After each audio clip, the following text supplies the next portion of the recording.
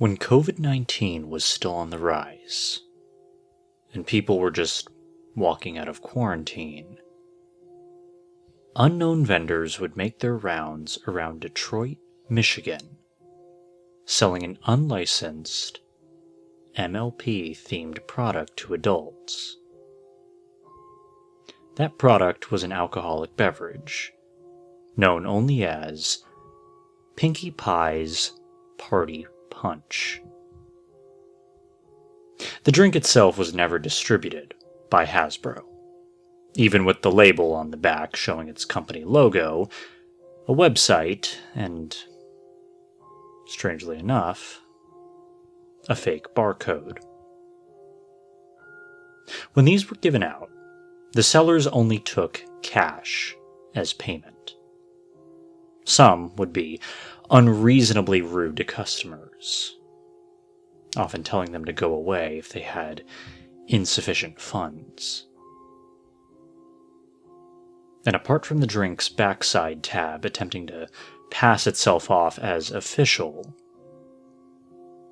each bottle contained 20 centiliters of liquid and 80% alcohol, with the other 20% of its ingredients being unknown, as there were no nutrition facts shown when inspected. Instead of there being ingredients or serving details for this concoction, it simply advised the user to mix the punch with an energy drink for, quote, maximum fun. One of the people who did this was Alan Klein, a beer-reviewing brony on Facebook who went by the handle Ally Mick Alehouse. It was live-streamed very late at night, and his follower count wasn't very high, so it is undetermined whether a recording of his stream was saved by one of his viewers or not.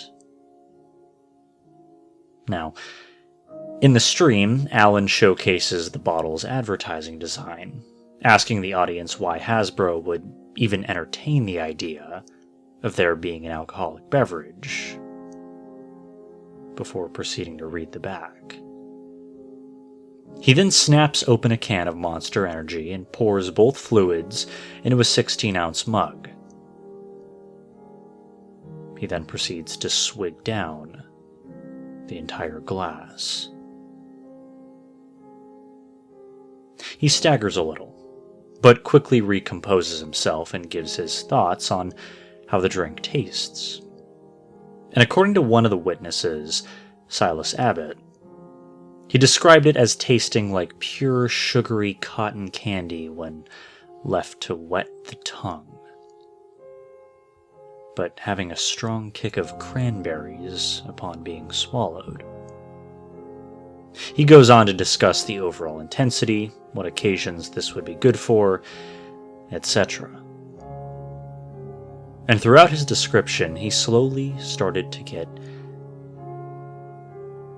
pale in color, but continued on as if he didn't feel anything. Sometimes he would stop just to take deep breaths, or just mutter something to himself. Eventually, Alan fell silent and leaned back against his chair, eyes glued to the ceiling. For the next 2.5 minutes, Alan stared off, with his phone's ringtone going off in the background. Call after call, he ignored. The chat wondered what was going on, and if he was alright, with some of these comments mentioning that he looked high. Unexpectedly, after those 2 minutes and 35 seconds passed, a clear pink fluid started to flow out of his nose, and his mouth hung agape, making a bizarre snoring noise. He promptly slouched his head in random directions, gazing towards other parts of the area before his expression changed. He spotted something to his left and jumped out of his seat. Catching his balance with the table in front of him, he cried and softly laughed at the same time, sputtering inexplicable phrases like, "It's you," and "my hero." From what the viewers could tell, there was no semblance of secondary noise aside from the ones that he was making, nor did they know who he could have been talking about. He ran off screen after another minute of talking nonsense, screaming for her to come back. His door in the background slammed shut, and the live stream stood still for a quarter hour straight. Silas contacted the police after an extended period of Alan not showing back up, and his home was searched for any indication on where he could have gone off to. Apart from his mug falling onto a rug, there were no traces of him or the alcohol.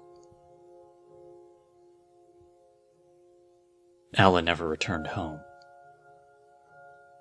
and not once has he been sighted by public eye after the episode. But it is worth noting that shortly after Alan's vanishing, each seller for Pinkie Pie's Party Punch disappeared along with him. Only one anonymous person was discovered to have purchased the drink besides Alan, and according to Anonymous, the appearances were very difficult to make out due to their immense covering, consisting of face shields, masks, and sometimes glasses.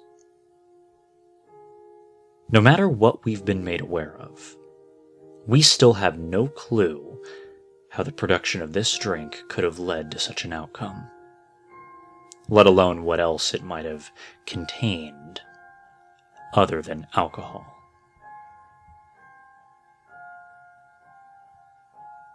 There must have been loads of fun packed into that 20%